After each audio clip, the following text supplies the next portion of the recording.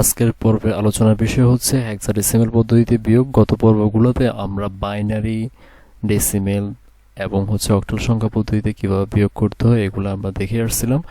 ধরো তোমার কাছে কোনো একটা সংখ্যা দেয়া আছে, 8 দেয়া আছে, 8 থেকে তোমাকে বললো 2 বিয়োগ দিতে, তাহলে সংখ্যাটা কত হবে? 6 হবে। এই যে 8 যেটা আছে এটা হচ্ছে হেক্সাডেসিমেল নাম্বার, 2ও কিন্তু হেক্সাডেসিমেল নাম্বার।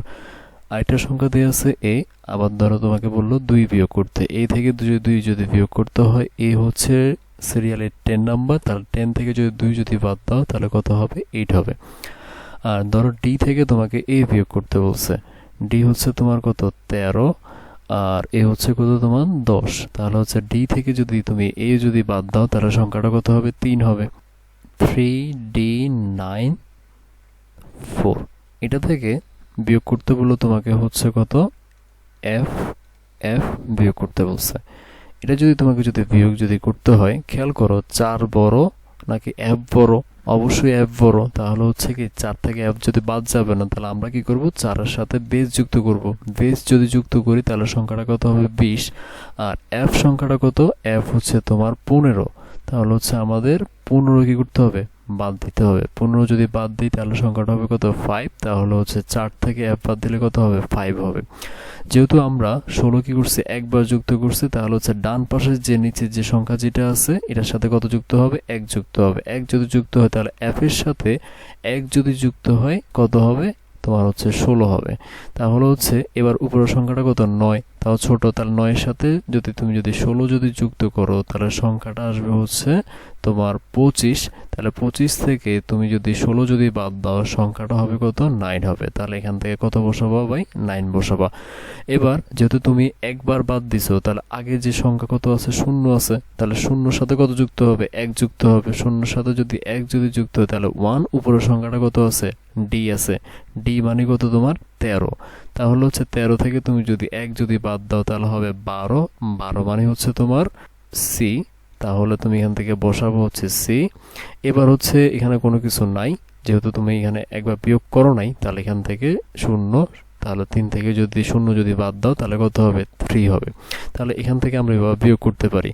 এবার ধরো তোমার কাছে আরেকটা সংখ্যা দেয়া আছে 4DF.190, আর নিচে যে সংখ্যাটা দেয়া আছে ধরো ডি দেয়া আছে, সি দেয়া আছে, এখানে ধরো তোমার 3 দেয়া আছে, দশমিক ধরো এখানে 2 এবং এখানে 3 দেয়া আছে।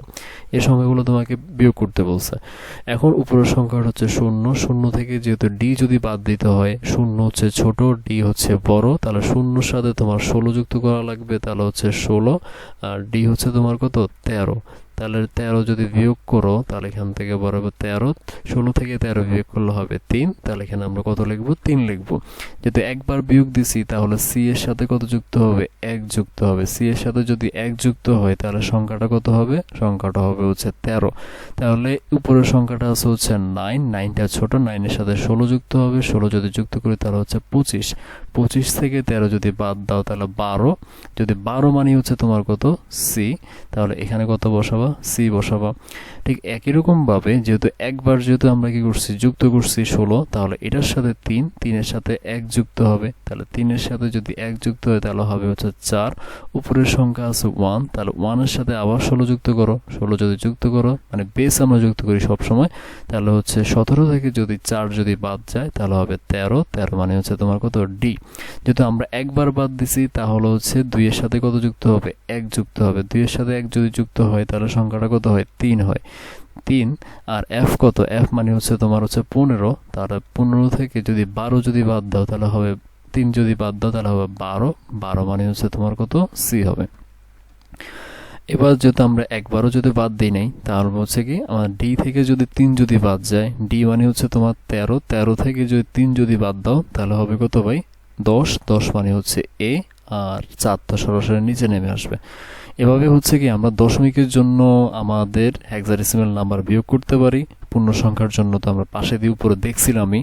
আজকে ঠিক এতটুকু পর্যন্তই। তোমরা এভাবে কি করতে পারবা? বিয়োগগুলো কি করতে পারবা? ক্রমান্বয়ে করতে পারবা। যে কোনো সংখ্যা পদ্ধতিতে আমরা কি করতে পারি? এখন বিয়োগগুলো করতে পারি। সর্বপ্রথম আমাদের খেয়াল রাখতে হবে তার বেসটা সবসময় কি করা লাগবে? যুক্ত করা লাগবে। Thank you.